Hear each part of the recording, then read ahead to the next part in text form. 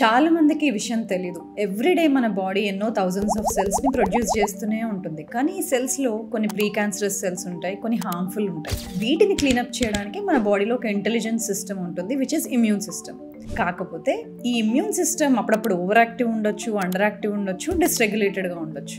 కానీ immune system హెల్దీగా ఉందా లేదా ఎలా తెలియాలి మనకి? ఫర్ ఎగ్జాంపుల్, రీసెంట్గా ఒక క్లయింట్ని తీసుకుంటే 35-year-old ఫీమేల్. తను ఎవ్రీడే వర్కౌట్ చేస్తారు, రిలేటివ్లీ హెల్దీగానే తింటారు, డైలీ మూవ్మెంట్ ఉంది, స్లీప్ బాగానే ఉంది. కానీ ఫ్రీక్వెంట్గా జలుబు రావడము, ఫ్రీక్వెంట్ ఇన్ఫెక్షన్స్ రావడము, ఇలాంటి సిమ్టమ్స్ ఉన్నప్పుడు దీని మీనింగ్ ఏంటి?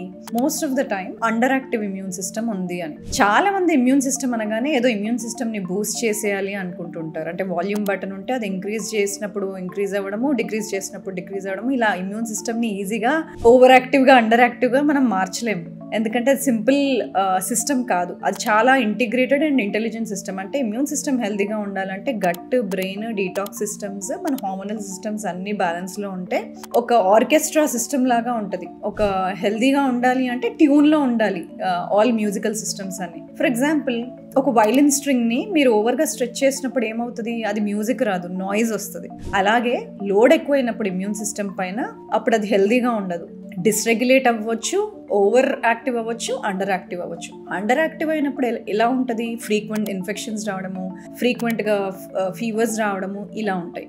ఓవర్ యాక్టివ్గా ఉన్నప్పుడు ఎలా ఉంటుంది? అలర్జీస్ రావడం కానీ, లేదంటే ఆటో ఇమ్యూన్ డిసీజెస్ రావడం కానీ అవ్వచ్చు. డిస్రెగ్యులేటెడ్ అంటే ఏంటి? అవసరం లేని చోట్ల ఎలిమినేట్ చేయాల్సిన అవసరం లేనప్పుడు మన ఓన్ సెల్స్ పైన కూడా డిఫెన్స్ సిస్టమ్ యాక్టివ్గా అయిపోవడం. Again another way of showing of auto immunity. So ఇలాగా ఇమ్యూన్ సిస్టమ్ అనేది ఒక ఇంటెలిజెంట్ సిస్టమ్. కానీ అదేమి ప్యాసివ్ సిస్టమ్ కాదు. ఏదో చాలామంది అంటారు, నేను ఇలాగే పుట్టాను, చిన్నప్పటి నా ఇమ్యూనిటీ తక్కువే, నేను ఏం చేయలేను అనుకుంటుంటారు. ఇక్కడే ఒక పాజ్ తీసుకొని we all should know, immune system అడాప్టివ్గా ఉంటుంది. అది కంటిన్యూస్గా లెర్న్ చేస్తూ ఉంటుంది. మనం ఏం చేస్తున్నాము, ఎలా తింటున్నాము, ఎలా యాక్టివ్గా ఉన్నాము, ఎక్సర్సైజ్ చేస్తున్నామా, పడుకుంటున్నామా లేదా అన్న విషయాన్ని కంటిన్యూస్గా బాడీ విల్ బి లెర్నింగ్, దానిపైనే యాక్ట్ చేస్తూ ఉంటుంది. దాన్నే అడాప్టివ్ ఇమ్యూన్ సిస్టమ్ అంటాం. అందరం పుట్టినప్పుడు ఒక ఇమ్యూన్ సిస్టమ్తో పుడతాం, which is innate immune system. అంటే మన స్కిన్ హెల్త్, మన గట్ హెల్త్ ఎలా ఉంది, మన స్టమక్ యాసిడ్ ఎలా ఉంది, అవన్నీ చిన్నప్పుడు కొంచెం డిటర్మిన్ అయి ఉంటాయి. అది ఇన్నేట్ ఇమ్యూనిటీ. అడాప్టివ్ ఇమ్యూనిటీ అంటే ఏదైతే దానిపైన ఉన్న ఇంటెలిజెన్స్ లేయర్ ఉంటుందో, డైలీ మనం చేసే పనులను నేర్చుకుంటూ, అడాప్ట్ అవుతూ, మనకు జరిగే ఇన్ఫెక్షన్స్ని నేర్చుకుంటూ వెళ్తూ ఒక సిస్టమ్ని బిల్డ్ చేసుకుంటూ ఉంటుంది. అది టీ సెల్స్ అని, బి సెల్స్ అని అంటాం. టీ రెగ్యులేటరీ సెల్స్ అని, బి లింఫాయిడ్ సెల్స్ అని. ఈ సిస్టమ్స్ ఏం చేస్తాయి? అవసరం ఉన్నప్పుడు యాక్టివ్గా అయిపోవడం ఇమ్యూన్ సిస్టమ్, అప్పటికప్పుడు ఆ సిస్టమ్ యాక్టివేట్ అయ్యి ఆ ఇన్ఫెక్షన్ని క్లియర్ చేసి మళ్ళీ క్లియర్ ఆఫ్ అయిపోయినాక కామ్ డౌన్ అయిపోవడం. ఇది రెగ్యులర్గా నార్మల్గా ఉన్నప్పుడు ఇమ్యూన్ సిస్టమ్ చేయాల్సిన జాబ్. ఓకే, కొంచెం సైన్స్లో డీప్ డైవ్ చేస్తే ఇమ్యూన్ సిస్టమ్కి సూటబుల్ ఉండే సెల్స్ అన్నీ ఎక్కడ ఉంటాయి అసలు? గట్ లైనింగ్లో ఉంటాయి, సెల్ మెంబ్రెయిన్స్లో ఉంటాయి, అలాగే థైమస్ అనే గ్లాండ్లో ఉంటాయి, అలాగే బ్లడ్లో టీ సెల్స్ అని, బి సెల్స్ అని ఉంటాయి, బోన్ మ్యారోలో ఉంటాయి. కానీ ఇవన్నీ డిఫరెంట్ ప్లేసెస్లో ఉన్నా కూడా మేజర్ పార్ట్, ఒక 70% ఆఫ్ ద ఇమ్యూన్ సిస్టమ్ అనేది మన గట్లో ఉంటుంది, which is called GALT, gut associated lymphoid tissue అంటాం. సో ఈ సెల్స్ లైనింగ్లో వన్ స్మార్ట్ థింగ్ ఏంటంటే, సెల్స్ లోపల ఒక మాలిక్యూల్ అరకిడోనిక్ యాసిడ్ అని ఉంటుంది. అది మామూలుగా బయట బ్లడ్లోకి రిలీజ్ అవ్వదు. కానీ ఎప్పుడైతే బాడీ ఒక థ్రెట్ని ఐడెంటిఫై చేస్తుందో, ఫారెన్ బాడీగా, ఓకే ఒక ఇన్ఫెక్షన్ వచ్చింది, బాడీలో ఒక ప్యాథోజన్ ఉంది, టాక్సిన్స్ ఉన్నాయి, బ్యాక్టీరియా, ఫంగస్ ఇలాంటివి ఐడెంటిఫై చేసినప్పుడు ఇంటెలిజెంట్గా ఈ సిస్టమ్ ఆ మాలిక్యూల్ని రిలీజ్ చేస్తుంది సెల్ మెంబ్రెయిన్లో నుంచి. కానీ అది రిలీజ్ అయినప్పుడు అది బాడీని ప్రొటెక్ట్ చేయడానికి ప్రయత్నిస్తుంది. సో అలాంటప్పుడు 2 సిస్టమ్స్ మళ్ళీ యాక్టివేట్ అవుతాయి. వాటిని సైక్లోఆక్సిజనేజ్ అని, లైపోఆక్సిజనేజ్ అని డిఫరెంట్ కైండ్స్ ఆఫ్ సిస్టమ్స్ ఉంటాయి. ఆ రెండిటి పని ఏంటి అంటే, అప్పటికప్పుడు ఇన్ఫ్లమేషన్ని డ్రైవ్ చేసి, అక్కడ ఇమ్యూన్ సెల్స్ అన్నిటిని గ్యాదర్ చేసి, ప్రొటెస్ట్ చేసి, ఆ ప్యాథోజన్ని దూరంగా పెట్టి ఫైట్ ఆఫ్ చేసి క్లియర్ చేసేయడము, అట్ ద సేమ్ టైం అక్కడ మన బాడీ డిఫెన్స్ సిస్టమ్స్ని ప్రొటెక్ట్ చేసుకోవడం. ఈ 2 థింగ్స్ని ఈక్వల్గా చేస్తూ ఉంటుంది. కానీ ఇదే చేస్తున్న టైంలో this one more system which is not very common to individuals. దీన్నే లైపాక్సిన్స్ అంటాం. దీని పని ఏంటంటే యుద్ధం జరిగి ఆగిపోయినప్పుడు ఆ ఇన్ఫ్లమేషన్ని క్లియర్ చేసి మళ్ళీ సిస్టమ్ని బ్యాక్ టు నార్మల్ సిచ్యువేషన్కి తెచ్చేయాలి. ఇది చాలా important part of the immune attack. ఒక ఇన్ఫెక్షన్ వచ్చినప్పుడు లేకపోతే టాక్సిన్ ఉన్నప్పుడు ఏదైనా అలర్జీకి ఎక్స్పోజ్ అయినప్పుడు ఇట్స్ ఇంపార్టెంట్. ఆ ఫైట్ అయిపోయినాక, ఆ ప్రాబ్లమ్ సాల్వ్ అయిపోయినాక, రిజాల్వ్ అయిపోయినాక body should come back to it's base line state. అయితే ఎప్పుడైతే అది బేస్ లైన్ స్టేట్కి రాకుండా ఉంటుందో, ఎప్పుడైతే కంటిన్యూస్ ఓవర్లోడ్ ఉంటుందో, ఓవర్లోడ్ అంటే ఏంటి? For example sleep wake up cycle సరిగ్గా లేకపోవడం, రిఫైన్డ్ షుగర్స్ తినడము, గట్ అన్ఫ్రెండ్లీ ఫుడ్స్ తినడము, లేదు టూ మచ్ ఆఫ్ టాక్సిన్స్కి ఎక్స్పోజ్ అవుతున్నాం, టూ మెనీ ఇన్ఫెక్షన్స్కి ఎక్స్పోజ్ అవుతున్నాం. సో ఇలాంటి బర్డన్, ఇమ్యూన్ బర్డన్ ఓవర్లోడ్ అయిపోయినప్పుడు ఈ ఇమ్యూన్ సిస్టమ్ అనేది బేస్ లైన్కి రాకుండా, రిస్టోర్ అవ్వకుండా అక్కడే ఉండి మళ్ళీ ట్రిగర్స్ తగులుతున్నప్పుడు బాడీ విల్ రియాక్ట్ డిఫరెంట్లీ. అప్పుడు ఓవర్ యాక్టివ్ అయిపోవచ్చు, అండర్ యాక్టివ్ అయిపోవచ్చు, డిస్రెగ్యులేట్ అయిపోవచ్చు. So in today's time most of the dysregulated immune system, ఈ రోజులలో ఇమ్యూన్ సిస్టమ్ డిస్రెగ్యులేట్ అయిపోవడానికి కారణమైన విషయాలు కూడా ఇవే. స్లీప్ సైకిల్ రెగ్యులర్గా లేకపోవడం, క్రానికల్గా స్లీప్ డెట్ ఉండడము, లాట్ ఆఫ్ టాక్సిన్స్కి ఎక్స్పోజ్ అవ్వడము, toxins could be either in water, air or soil, అలాగే టూ మెనీ ఇన్ఫెక్షన్స్కి ఎక్స్పోజ్ అవ్వడం, లేదంటే గట్ అన్ఫ్రెండ్లీ ఫుడ్స్ తినడం. ఇవి common reasons why in today's time immune systems are affected. అందరూ ఇమ్యూన్ సిస్టమ్ని బిల్డ్ చేసుకోవాలి, బూస్ట్ చేసుకోవాలి, ఇలాంటి సప్లిమెంట్స్ తీసుకోండి అని రెగ్యులర్గా చెప్తూ ఉంటారు. కానీ అంత సింపుల్గా సప్లిమెంట్స్ తీసేసుకుంటే ఇమ్యూన్ సిస్టమ్ robustగా, స్ట్రాంగ్గా తయారవ్వదు. ఫస్ట్ థింగ్, ఏవైతే ట్రిగర్స్ ఉన్నాయో, బాడీకి ఏదైతే ఓవర్లోడ్ ఉందో, టాక్సిన్ ఓవర్లోడ్ కానీ, ఇన్ఫెక్షన్స్ ఓవర్లోడ్ కానీ, అలాంటివి ఫస్ట్ తీసేయాలి. So remove the triggers. Second thing, replace it. బాడీకి ఏం కావాలి? గట్ ఫ్రెండ్లీ ఫుడ్స్ కావాలి, ఈ న్యూట్రియంట్ రిచ్ సోర్సెస్ కావాలి. ఫర్ ఎగ్జాంపుల్, చాలా వరకు స్టడీస్లో చూస్తే top nutrients that are important for immune system zinc, selenium, vitamin D, vitamin C, vitamin E, ఇలాంటివి.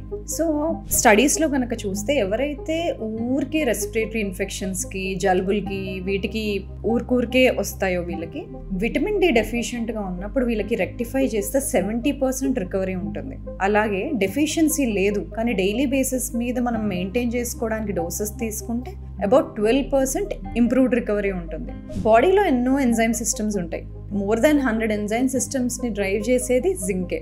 కానీ అలా అని టెస్ట్ చేయకుండా ఎలా పడితే అలాగా జింక్ వేసేసుకుంటుంటే లాంగ్ టర్మ్లో if you're taking more than 15 mg of zinc without testing అలా తీసుకుంటూ ఉంటే చాలా రోజుల తర్వాత మనకి కాపర్ ప్రాబ్లమ్స్ వస్తాయి, కాపర్ డెఫిషియన్సీ వస్తుంది. కాపర్ డెఫిషియన్సీ వచ్చినప్పుడు వాటికి న్యూరోమస్కులర్ ప్రాబ్లమ్స్ కానీ ఎక్స్ట్రా ప్రాబ్లమ్స్ రావచ్చు. కాబట్టి టెస్టింగ్ లేకుండా, సిమ్టమ్స్ లేకుండా ఊరికేనే ఒక్కొక్క సిస్టమ్ని బూస్ట్ చేసుకోవడానికి డిఫరెంట్ న్యూట్రిషనల్ సప్లిమెంట్స్ తీసుకుంటూ ఉండకూడదు.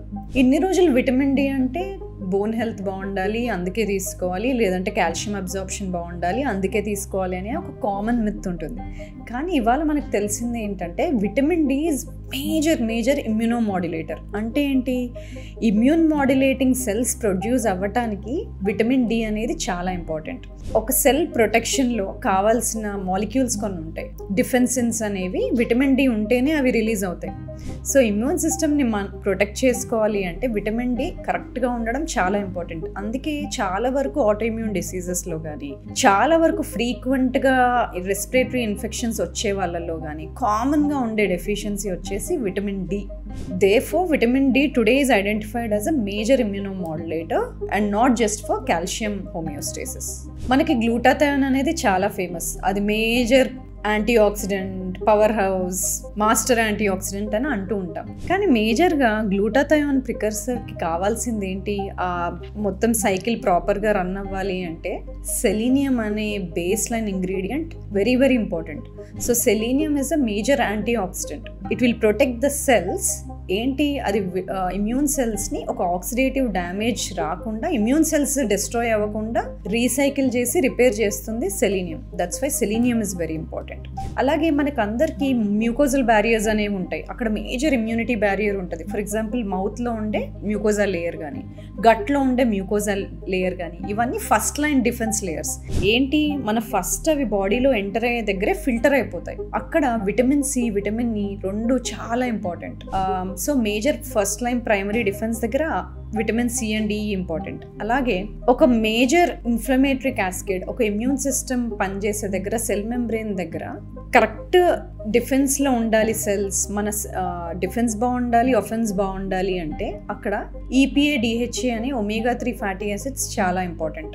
చాలా వరకు స్టడీస్లో కూడా ఎవరైతే ప్రో ఇన్ఫ్లమేటరీ ఉంటారో, ఎవరైతే చాలా రిఫైన్డ్ ఫుడ్స్ తినే అలవాటు ఉందో, లేకపోతే సీడ్ ఆయిల్స్ ఎక్కువ తీసుకుంటుంటారో, రిఫైన్డ్ సీడ్ ఆయిల్స్, వీళ్ళల్లో omega-6-3 రేషియోస్ చూసుకుంటే చాలా ఎక్కువ ఉంటాయి. omega-6 రేషియోస్ ఎక్కువ ఉండే వాళ్ళలో ఇన్ఫ్లమేటరీ సైటోకైన్స్ ఎక్కువ ప్రొడ్యూస్ అయ్యే అవకాశం ఉంటుంది. వీళ్ళల్లోనే ఇన్ఫ్లమేటరీ ప్రాబ్లమ్స్ ఎక్కువగా ఉంటాయి. అవి జాయింట్ పెయిన్స్ అయి ఉండొచ్చు, బ్రెయిన్ ఫాగ్ అయి ఉండొచ్చు, లేకపోతే ఎనీ కండిషన్ ఎండింగ్ విత్ ఐటిస్ అయి ఉండొచ్చు, any kind of ఐటిస్.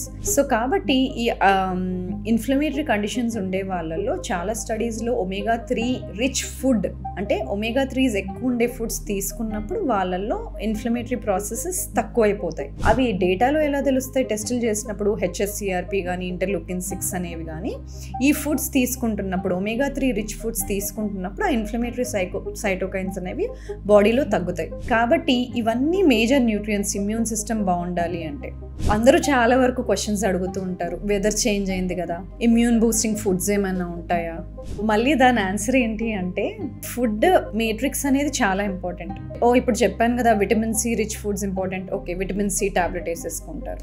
Zinc important అంటే జింక్ టాబ్లెట్ వేసేసుకుంటారు, లేదంటే గ్లూటాథయోన్ తీసుకుంటారు. అంటే ఇండివిజువల్ మాలిక్యూల్స్ తీసుకుంటేనే ఇమ్యూనిటీ బిల్డ్ అవుతుంది అనుకుంటే అది చాలా తప్పు. ఇప్పుడు మీరు ఒక ఆరెంజ్ తిన్నప్పుడు దానిలో ఒట్టి విటమిన్ C రాదు, దాంట్లో హిస్పెరిడిన్ ఉంటుంది, రూటిన్ ఉంటుంది, ఫైబర్ ఉంటుంది. ఎందుకు అలా ఉంటుంది? అవన్నీ కలిసి ఉన్నప్పుడే ఆ న్యూట్రియంట్ బాడీలో బెటర్గా అబ్జార్బ్ అవుతుంది. సో హెల్త్ మ్యాట్రిక్స్ అనేది ఏ ఫుడ్స్ కలిపి తీసుకుంటున్నాం అనేది బాడీలో చాలా ఇంపార్టెంట్. నేచర్ ఎలా తయారు చేసింది అంటే ఫ్రూట్స్ అండ్ వెజిటేబుల్స్ని ఆ ఫుడ్స్ ఆ రూపంలో తీసుకున్నప్పుడే న్యూట్రియంట్ అబ్జార్ప్షన్ బాగుంటుంది. సో అలాగే ప్రీబయోటిక్ ప్రోబయోటిక్ ఫుడ్స్ కలిపి తీసుకోవడము, లేకపోతే ఫ్యాట్ సాల్యుబుల్ వైటమిన్స్ తీసుకునేటప్పుడు అవి ఫ్యాటీ ఫుడ్స్తో తీసుకున్నప్పుడే అబ్జార్ప్షన్ బెటర్గా ఉంటుంది. ఎంతోమంది కంప్లైంట్ చేస్తారు, నేను చాలా రోజుల నుండి విటమిన్ D తీసుకుంటున్నా అండి, ఇంకా ఎందుకు నాకు డెఫిషియన్సీ ఉంది అంటే కాంటెక్స్ట్ ఇస్ వెరీ ఇంపార్టెంట్. ఏ ఫుడ్స్తో తీసుకుంటున్నారు, ఎప్పుడు తీసుకుంటున్నారు, అవి చాలా ఇంపార్టెంట్. కాబట్టి ఇండివిజువల్ స్టాండ్ అలోన్ న్యూట్రియంట్స్ వస్తాయి కాబట్టి ఆ సప్లిమెంట్స్ తీసుకుంటే ఇమ్యూనిటీ బూస్ట్ అవుతుంది అనుకుంటే అది చాలా తప్పు. సో దానికి ఒక కరెక్ట్ మిక్స్చర్స్ ఉండాలి. ఇప్పుడు విటమిన్ C ఉందనుకోండి, పాలిఫెనాల్ రిచ్ ఫుడ్స్తో తీసుకున్నప్పుడు విటమిన్ C ఆ పాలిఫెనాల్స్ని ఎక్కువసేపు బాడీలో ఉంచుతుంది. అలాగే for example green tea extract EGCG అంటాము, దాన్ని క్వర్సెటిన్తో తీసుకుంటున్నప్పుడు బాడీలో ఆ యాంటీ ఆక్సిడెంట్ చాలాసేపు ఉంటుంది. సో ఇలాగా ఫుడ్ మేట్రిక్స్ అనేది చాలా ఇంపార్టెంట్. అందుకనే వెన్ వి సే కర్క్యూమిన్తో పైపరిన్ ఉన్నప్పుడే ఆ కర్క్యూమిన్ యాక్టివ్ అవుతుంది. అలాగే యాంటీ ఆక్సిడెంట్ సిస్టమ్ కూడా బాడీలో ఎంత స్మార్ట్ అంటే అవన్నీ కలుపున్నప్పుడు వాటి పవర్ ఎక్కువగా ఉంటుంది. సో విటమిన్ C, విటమిన్ Eని ఎక్కువసేపు బాడీలో ఉంచుతుంది. సో ఇలాగా foods are designed very smartly designed in a specific manner that nutrient absorption happens well when you're taking those specific foods. Of course చాలా సివియర్ డెఫిషియన్సీస్ ఉన్నాయి, అలాంటప్పుడు we have to go with supplements. కానీ base line food add చేయకుండా only supplement డిపెండెంటే ఉండి నా anti oxidant build అవుతుంది, నా immune system build అవుతుంది అనుకుంటే తప్పు. సో ప్రైమరీ ఫుడ్స్ తీసుకోవాలి, లివర్ సపోర్టింగ్ ఫుడ్స్ ఉండాలి, యాంటీ ఆక్సిడెంట్ రిచ్ ఫుడ్స్ ఉండాలి, జింక్ సెలీనియం రిచ్ ఫుడ్స్ ఉండాలి. అవి కరెక్ట్ ప్రపోర్షన్స్లో ఆ ఫుడ్ ప్లేట్ కరెక్ట్గా ఉంటేనే ఆ న్యూట్రియంట్ అబ్జార్ప్షన్ బాగుంటుంది. చాలా వరకు నా క్లయింట్స్లో ఇది కామన్గా వింటూ ఉంటాను, నేను రెగ్యులర్గా ఎక్సర్సైజ్ చేస్తాను, బాగా స్ట్రెంత్ ట్రైన్ చేస్తాను, ఇంటెన్స్ యాక్టివిటీ ఉంటుంది, నేను చాలా కంట్రోల్డ్గా తింటాను, కానీ నాకు ఎందుకు ఇమ్యూనిటీ బిల్డ్ అవ్వట్లేదు, నేను ఫ్రీక్వెంట్గా సిక్ అవుతున్నాను, ఫ్రీక్వెంట్ అలర్జీస్ వస్తున్నాయి. ఇది నేను చాలా రెగ్యులర్గా వింటూ ఉంటాను. వీళ్ళు చేసే మిస్టేక్ ఏంటంటే ఇమ్యూన్ సిస్టంలో త్రీ థింగ్స్ ఉంటాయి. ఓకే, డిఫెన్స్, అఫెన్స్, ఇంకోటి టాలరెన్స్. ఇమ్యూన్ సిస్టమ్ రిపేర్ అవ్వాలి, రీజనరేట్ అవ్వాలి. కాన్స్టెంట్ హిట్స్ వస్తూ ఉన్నప్పుడు రిపేర్ ఎందుకు అవసరం అంటే బాడీలో స్మార్ట్ ఆటోఫేజీ అనే సిస్టమ్ ఉంటుంది. దాని పని ఏంటి, ఏ సెల్స్ అయితే మిస్టేక్స్ చేస్తున్నాయో వాటిని బాడీలో నుండి క్లియర్ ఆఫ్ చేసేస్తుంది, ఆటోఫేజీ అంటాం. మిస్టేక్స్ జరుగుతున్న సెల్స్ ఏంటి, ప్రో ఇన్ఫ్లమేటరీ సైటోకైన్స్ రిలీజ్ చేసే సెల్స్ కానీ, ప్రీ క్యాన్సరస్ సెల్స్ కానీ, ఇవన్నీ బాడీ ఐడెంటిఫై చేసి క్లియర్ చేస్తూ ఉంటుంది. ఇది టాలరెన్స్ ఫేస్. కానీ అది క్లియర్ చేయాలి అంటే ఆ టైంలో మనం ఫీడింగ్ టైంలో ఉండకూడదు, ఫాస్టింగ్ టైంలో ఉంటేనే అది క్లియర్ చేస్తుంది. అందుకని ఒక బ్యాలెన్స్ ఉండాలి ఫీడింగ్కి ఫాస్టింగ్కి. కంటిన్యూస్గా మనం ఫుడ్ తింటూ ఉన్నాం అనుకోండి, ఇప్పుడు ఫర్ ఎగ్జాంపుల్ ఇవి నేను బాడీ బిల్డర్స్లో, పర్ఫార్మెన్స్ ఎంతూజియాస్ట్లో ఎక్కువ చూస్తూ ఉంటాను. నేను జిమ్కి వెళ్తున్నాను, నాకు ఇంత ప్రోటీన్ ఇంటేక్ ఉండాలి, ఇంత ప్రోటీన్ ఇంటేక్ ఉండాలి కాబట్టి ఎవ్రీ 2 అవర్స్కి నేను తింటూనే ఉండాలి అని. వాళ్ళ ఈటింగ్ విండో చూస్తే 10 అవర్స్ వరకు తింటూనే ఉంటారు. బాడీ బిజీగా న్యూట్రియంట్ సెన్సింగే చేస్తుంది అనుకోండి, కంటిన్యూస్గా ఫీడింగ్లోనే ఉంటే, ఫాస్టింగ్లో వెళ్ళకపోతే ఇలాంటి క్లీనప్ ప్రాసెసెస్ అవ్వదు. అంటే ఇమ్యూన్ సిస్టమ్ ఈ ఫుడ్స్ తింటే, ఈ ఎక్సర్సైజ్ చేస్తేనే బిల్డ్ అవుతుంది అనుకోకండి. It is also building when you are sleeping and also when you are fasting. అంటే మనం ఏమీ చేయకుండా క్వైట్గా ఉన్న టైంలో కూడా ఇమ్యూన్ సిస్టమ్ బిల్డ్ చేస్తూ ఉంటుంది. అలాగే మనం చూస్తూ ఉంటాం, నేచర్లో స్పెండ్ చేసే వాళ్ళల్లో ఇన్ఫ్లమేషన్ ఎక్కువగా ఉండదు. దీన్నే ఫారెస్ట్ బేదింగ్ అంటాము. చాలా స్ట్రెస్ఫుల్గా ఉన్నప్పుడు, యాంగ్షియస్గా ఉన్నప్పుడు బయటికి వెళ్ళి వాక్కి వెళ్ళేసిరా అంటారు, లేకపోతే పార్క్కి వెళ్ళేసిరా, వాక్ చేసిరా అంటారు. ఎందుకంటారు? మనం నేచర్లో స్పెండ్ చేసినప్పుడు మనకి యాంటీ ఇన్ఫ్లమేటరీ ప్రోడక్ట్స్ ప్లాంట్స్ నుండి కూడా వస్తాయి. ప్లాంట్స్ అంత స్మార్ట్ అంటే మనకి అన్ని కలర్ఫుల్ ప్లాంట్స్ ఉంటాయి కదా నేచర్లో, green, purple, sometimes very colourful fruits. కానీ ప్లాంట్స్ ఏం చేస్తాయి అంటే వాటిని అవి ప్రొటెక్ట్ చేసుకోవడానికి ఇన్సెక్ట్స్ నుండి, ప్యాథోజన్స్ నుండి యాంటీ న్యూట్రియంట్స్ని, యాంటీ ఇన్ఫ్లమేటరీ, యాంటీ బ్యాక్టీరియల్ కంపౌండ్స్ని రిలీజ్ చేసుకుంటుంది తనను తను ప్రొటెక్ట్ చేసుకోవడానికి. సో అలాంటి నేచర్లోకి మనం వెళ్ళి వాక్ చేసినప్పుడు ఆ కంపౌండ్స్ వల్ల, అవి గాల్లో కలవడం వల్ల వాటితో మనకి బెనిఫిట్స్ ఉంటాయి. కాబట్టి ప్రిస్క్రిప్షన్స్లలో చూస్తే, ఇప్పుడు if you ask me what is the prescription అండి, నా ఇమ్యూన్ సిస్టమ్ బిల్డ్ అవ్వాలి, నేను ఫ్రీక్వెంట్గా ఇన్ఫెక్షన్స్ నుండి బయటపడాలి అంటే just go walk in the nature, take a walk in the park. That is the first prescription. Second prescription if you ask me, last meal 3-4 hours before bed time తినేయండి. See what difference it makes to you. In a month if you want to see a immune system వెంటనే change అవ్వాలి అంటే ఈ 2 థింగ్స్ని చేసి చూడండి. ఒకటి, colourful vegetables, ఫ్రూట్స్ని తినడం. 2, నేచర్లో వాక్ చేయడం. 3rd thing, last meal of the day 3-4 hours sleeping time కన్నా ముందు తినేయడం. ఈ 3 సింపుల్ థింగ్స్ చేసినప్పుడు బాడీకి రికవర్ అవ్వడానికి నైట్లో ఎనఫ్ విండో పీరియడ్ ఉంటుంది. And also you are benefiting from antibacterial properties of the plant. And body సైలెంట్గా డీటాక్స్ చేస్తూ, రిపేర్ చేస్తూ ఇమ్యూన్ సిస్టమ్ని రీబిల్డ్ చేస్తూ ఉంటుంది. దాంతో ఇమ్యూన్ సిస్టమ్ తక్కువ మిస్టేక్స్ చేస్తుంది. లేదు, కంటిన్యూస్గా మీరు టాక్సిన్ ఓవర్లోడ్ ఉంది, కంటిన్యూస్గా స్లీప్ డెట్ ఉంది, కంటిన్యూస్గా రిఫైన్డ్ ఫుడ్స్ తింటున్నారు అంటే మీ ఇమ్యూన్ సిస్టమ్ మిస్టేక్స్ ఎక్కువ చేసి, అవసరం లేని ట్యాగ్స్ని, అవసరం లేని సెల్స్కి అటాచ్ చేసి, మిస్టేక్స్ చేసి ఆటో ఇమ్యూన్ డిసీజెస్కి రిస్క్ ఎక్కువ అవుతుంది. ఓకే, ఎలాంటి ఫుడ్స్ తింటే ఇమ్యూనిటీ బిల్డ్ అవుతుంది? ఇది కామన్ క్వశ్చన్. చాలా వరకు స్టడీస్లో most commonly approved top diet pattern ఏంటి తెలుసా? మెడిటేరియన్ డైట్ ఫాలో చేసిన వాళ్ళల్లో సిఆర్పి లెవెల్స్ కానీ, ఇంటర్లూకిన్ 6 లెవెల్స్ కానీ, అంటే ఇన్ఫ్లమేషన్ తక్కువ ఉంటుంది. అలాగే వీళ్ళు ఎక్కువ మెటబాలిక్ డిసీజెస్ ఉండవు అండ్ ఇమ్యూన్ సిస్టమ్ రోబస్ట్గా ఉంటుంది. సో ఈ మెడిటేరియన్ డైట్ అనేది ఎలా ఉంటుంది? ఇది ఎక్కువ ప్లాంట్ బేస్డ్ ఉంటుంది. ప్లాంట్ బేస్డ్ అంటే మీట్ తినకపోవడం కాదు, ప్లేట్లో ప్లాంట్ పోర్షన్ ఎక్కువగా ఉంటుంది. అలాగే ఈ plates omega 3 fatty acid foods ఎక్కువగా ఉంటాయి, అంటే ఫిష్ కానీ ఇలాంటివి. మళ్ళీ ఓకే, నేను ఫిష్ తినలేను, నేను ఓన్లీ ఒమేగా 3 టాబ్లెట్ వేసుకుంటాను అన్నారనుకోండి, ఫిష్లో ఒట్టి ఒమేగా 3 రావడం కాదు, దాంట్లో ఆస్ట్రాజాంతిన్ వస్తుంది, విటమిన్ డి వస్తుంది, అన్ని కలిపి వస్తాయి. కాబట్టి ఫుడ్స్ పైన ఫోకస్ చేయడం ఎక్కువ ఇంపార్టెంట్. ఓకే, సెకండ్ థింగ్, ఒకవేళ మీరు అస్సలు ఫైబర్ తినరు, ఓన్లీ మీరు carb dependent, grain dependent, meet dependent ఉన్నారనుకోండి, మీరు సింపుల్గా 20 grams ఆఫ్ ఫైబర్ నుండి స్టార్ట్ చేసి అది 30 to 40 grams ఆఫ్ ఫైబర్కి ఇంక్రీజ్ చేశారనుకోండి, స్టడీస్లో ఎక్కువ శాతం ఇంప్రూవ్మెంట్ అనేది ఫైబర్ వల్లే ఉంది, అలాంగ్ విత్ ఒమేగా 3. కాబట్టి ఫైబర్ కంటెంట్ ఇంప్రూవ్ చేయండి, ఎక్కువ ప్లాంట్స్, ఎక్కువ వెజిటబుల్స్, ఫ్రూట్స్ ఉండేలా చూసుకోండి, ఒమేగా 3 రిచ్ ఫుడ్స్ ఉండేలా చూసుకోండి. And one more crucial thing, protein ఉండేలా చూసుకోండి. కానీ ప్రోటీన్ అనగానే మీట్ ఒకటే ప్రోటీన్ కాదు, there should be a diversity. Protein should be coming from different protein sources and half of the time it should come from plant based sources. అప్పుడు ఒక balanced regulatory immune system తయారవుతుంది. మీకు కానీ, మీ family members కానీ, ఫ్రెండ్స్కి కానీ season change అవుతున్న ప్రతిసారి సిక్ అవుతూ ఉంటే, లేదంటే ఫ్రీక్వెంట్ కోల్డ్, కాఫ్, ఫీవర్స్ ఫ్రీక్వెంట్గా వస్తూ ఉంటే, ఇమ్యూన్ సిస్టమ్ని ఎలా బిల్డ్ చేసుకోవాలో తెలియకపోతే వాచ్ దిస్ వీడియో, మీకు తెలిసిన వాళ్ళకి షేర్ చేయండి. అండ్ ఇలాంటి ఇన్ఫర్మేషనల్ వీడియోస్ కోసం subscribe to doctor Samatha Tulla's channel.